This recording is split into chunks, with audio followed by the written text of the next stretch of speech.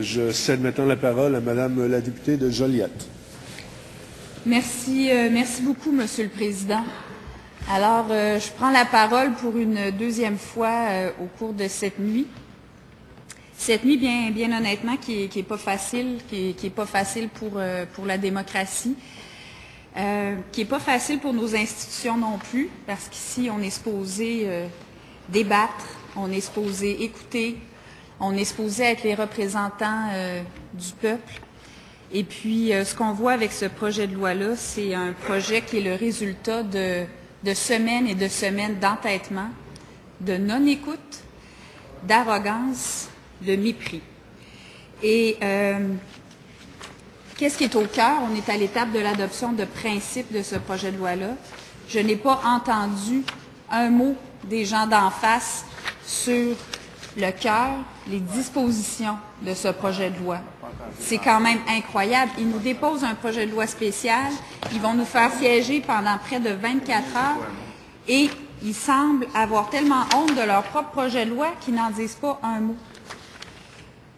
Encore une fois, ils se réfugient derrière les autres et ils n'assument pas ce qu'ils sont en train de faire, qui est un accroc absolument insensé à nos règles démocratiques.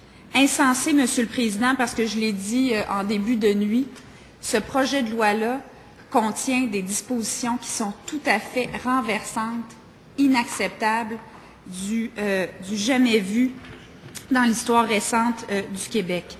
Une remise en cause fondamentale, grave de notre liberté d'expression, tellement importante quand une société veut progresser, parce que c'est par le choc des idées et c'est par l'expression des idées qu'on peut trouver la vérité et qu'on peut faire émerger ce qu'il y a de mieux pour une société. Une remise en question fondamentale et très grave aussi de la liberté d'association, au premier chef pour les associations étudiantes, avec des dispositions complètement inéquitables, avec une remise en cause fondamentale et grave de la séparation des pouvoirs en démocratie. On n'arrête pas de se vanter comment on est dans un régime démocratique avancé du fait de cette séparation entre le pouvoir judiciaire, exécutif et législatif. Je vous invite simplement, Monsieur le Président, à aller prendre connaissance de l'article 9. Parmi une multitude d'articles d'horreur, cet article-là est particulièrement frappant parce que la ministre de l'Éducation s'arroge le pouvoir du législateur. Elle peut venir décider de ne pas appliquer toute disposition législative et d'aménager toute disposition législative à la convenance d'entente qu'elle pourrait avoir avec des établissements. Du jamais vu, Monsieur le Président. Et ce qu'on voit aussi, c'est que ce gouvernement qui nous dit se battre contre la règle de la loi et de l'ordre que l'on voit s'imposer de plus en plus au niveau fédéral, bien, il est en train de nous déposer aujourd'hui et de faire avancer un projet de loi caractérisé par une philosophie répressive de la loi et de l'ordre. Et je ne pensais pas, bien sincèrement, que dans notre Québec moderne, on verrait quelque chose d'aussi répressif, d'aussi axé sur ce discours de la loi et de l'ordre. Ça, c'est le contenu, et pour ceux qui m'auront entendu en début de nuit, j'ai passé article par article pour montrer à quel point ce projet de loi-là ne tenait pas la route, à quel point c'était un exemple de déraison. On se demande vraiment qui a regardé ce projet de loi-là au gouvernement. Je sais qu'on compte au moins une dizaine de députés et ministres, au moins 10 qui sont des juristes. Je ne comprends pas comment on a pu laisser passer un tel projet de loi pour qu'il se retrouve devant nous aujourd'hui. Déjà, Monsieur le Président, de nombreux professeurs de droit et juristes se sont élevés, et en quelques heures uniquement depuis hier soir, pour dire à quel point ce projet de loi ne tenait pas la route. Par exemple, Monsieur Louis-Philippe Lampron, qui est professeur à l'Université Laval, qui est venu affirmer que le projet de loi met fin à 50 années de consensus social, que les prérogatives du droit de grève disparaissent, que les associations étudiantes deviennent un club social. Bien, c'est grave, ça, pour notre démocratie. Et le processus, on a un ministre de la Justice qui nous a déposé un projet de loi. un avant-projet de loi sur le Code de procédure civile. D'ailleurs, en passant, on le met de côté dans un des articles. On dit, malgré le Code de procédure civile, voici maintenant ce qu'on va faire avec les recours collectifs.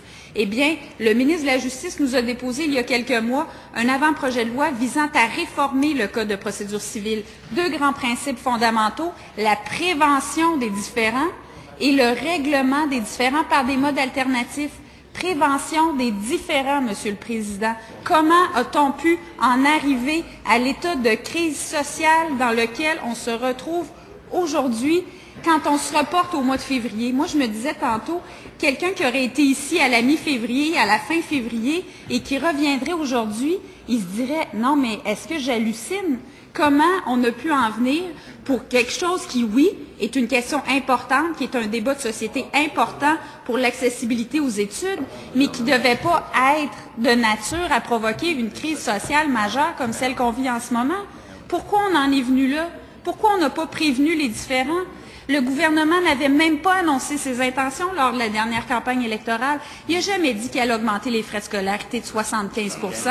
Il n'a jamais dit que c'est la génération actuelle qui viendrait payer et absorber toute cette hausse, alors que vous, que moi, que des collègues ici, on a pu bénéficier de frais universitaires raisonnables. Alors, comment quelqu'un qui arriverait aujourd'hui ici pourrait comprendre la situation? C'est incompréhensible.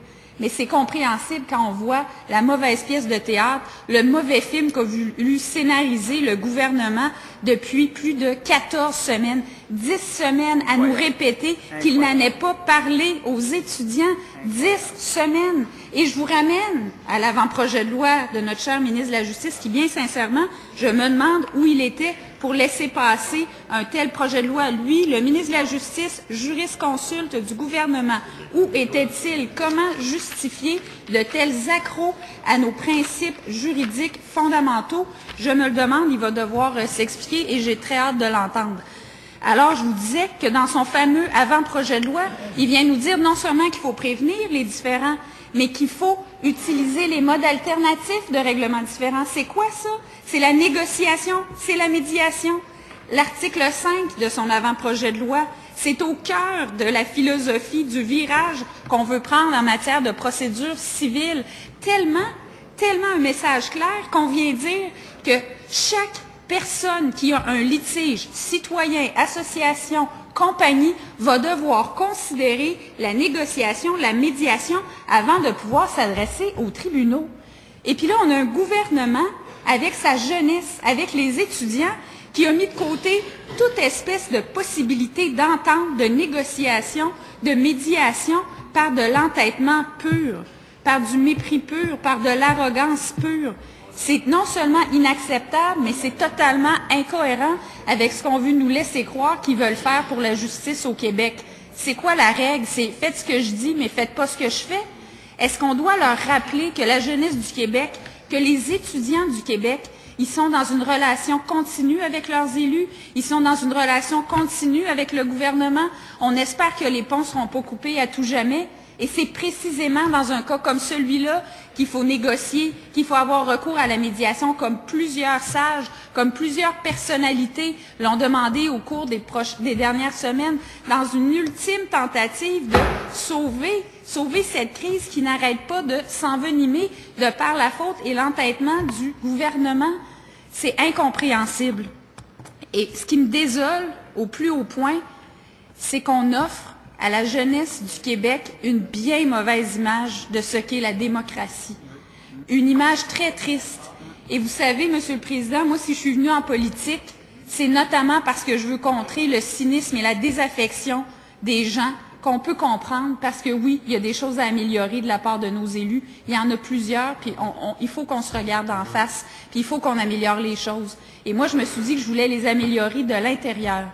Mais là, quand on a face à nous un gouvernement qui alimente le cynisme, qui semble prendre un conflit et le jouer comme on voudrait jouer une partie d'échecs en amassant un pion, en avançant une autre pièce, en disant « moi j'ai mon scénario, je vais faire ci, je vais faire ça, je vais négocier un petit 2 heures, après je vais appeler à la catastrophe pour rompre les négociations, après je vais faire un blitz de négociation de 24 heures, après je vais aller saboter ma propre entente en mettant de l'huile sur le feu, en disant que finalement j'ai rien concédé et que tout va bien dans le meilleur des mondes. » Voyons, c'est quoi ça? C'est quoi cette image-là qu'on renvoie? C'est quoi cette image-là de la gouvernance? C'est quoi cette image-là de la démocratie qu'on veut renvoyer? Et moi, je vous le dis, il faut combattre ce cynisme-là. Il faut donner espoir à la jeunesse. Il faut leur montrer qu'on peut changer les choses en politique. Il faut montrer qu'on est habité par le souci du bien commun. Et là, c'est l'image inverse qu'on a. Ce gouvernement-là a décidé que ça allait être son entêtement qui allait prendre toute la place. Et que là, après des semaines et des semaines de conflits, après avoir laissé se créer une crise sociale, c'est quoi sa préoccupation forcée de le constater? C'est de sauver la face. C'est de sauver la face de qui? Pas la face de la démocratie, pas la face du respect de nos institutions, pas la face de saines relations avec la jeunesse québécoise, la face, très égoïstement, du gouvernement. Est-ce que c'est une manière d'agir? Est-ce que c'est une manière responsable d'agir? De créer une crise de toutes pièces parce qu'on n'a pas pris nos responsabilités, ou pire, parce qu'on voulait vraiment que les choses n'aillent pas comme la majorité des gens souhaiteraient qu'elles aillent, c'est-à-dire dans le calme, dans le dialogue, dans la négociation. Alors, je pense qu'on est en droit de se poser de sérieuses questions. Et je crains beaucoup pour la suite des choses. Oui, la suite des choses à court terme, mais la suite des choses sur le goût amer que va avoir laissé un tel épisode, un tel déni de démocratie pour les jeunes, pour l'avenir. C'est l'avenir qui est en cause. Et puis le gouvernement ne semble pas s'en rendre compte. Comment on va les remobiliser? Comment on va dire à ces jeunes-là, croyez dans vos institutions, battez-vous, battez-vous avec tout ce que vous avez de conviction pour ce en quoi vous croyez, vous allez être écoutés. Vous savez, on peut changer le monde d'un geste à la fois, j'y crois profondément, mais il faut que les jeunes aussi continuent à y croire. Et ce n'est pas avec un gouvernement qui nous envoie des messages répétés de fermeture, d'entêtement et de mépris que les jeunes vont pouvoir continuer à y croire. Et ça, c'est catastrophique, Monsieur le Président. C'est pas juste catastrophique pour le conflit excessivement grave qu'on vit maintenant, même si ça serait déjà amplement suffisant pour changer d'attitude, mais c'est catastrophique sur le long terme, sur l'avenir qu'on veut offrir et la confiance qu'on veut développer pour les générations montantes envers leurs institutions. Et ça, je dois vous dire que ça me désole au plus haut point, Monsieur le Président. En terminant, je fais encore un appel à la raison parce que quand on lit ce projet de loi ignoble et odieux, on se demande où est la raison de ce gouvernement. Est-ce que le gouvernement a perdu la raison? Est-ce que les membres de ce gouvernement ont tous perdu la raison? Comment ça se fait qu'il n'y en a pas un qui a dit « c'est impensable, ça n'a pas de bon sens, stop, on ne peut pas déposer ça ». Non seulement on met de l'huile sur le feu, non seulement on aggrave la crise sociale, mais on remet en cause les principes fondamentaux de notre vie démocratique, de nos valeurs qui nous unissent, jeunes, moins jeunes, hommes, femmes, nouveaux arrivants, Québécois de souche. On brise le contrat social. On brise le contrat social, Monsieur le Président. Comment a-t-on pu en arriver là? Alors, s'il y a une personne dans ce gouvernement qui pourrait convaincre le premier ministre, je pense qu'il n'est jamais trop tard. Et vous savez, à minuit moins une, des fois, dans un procès très, très acrimonieux, on s'assoit, on respire et on règle. Et le pire des règlements va toujours être meilleur que le meilleur des jugements, parce qu'il n'est pas imposé, il est négocié et il fait en sorte qu'on est capable d'avoir des relations durables. Et c'est ce que je nous souhaite, Monsieur le Président, des relations durables et des relations faites d'espoir avec la jeunesse québécoise. Bravo, merci. Bravo.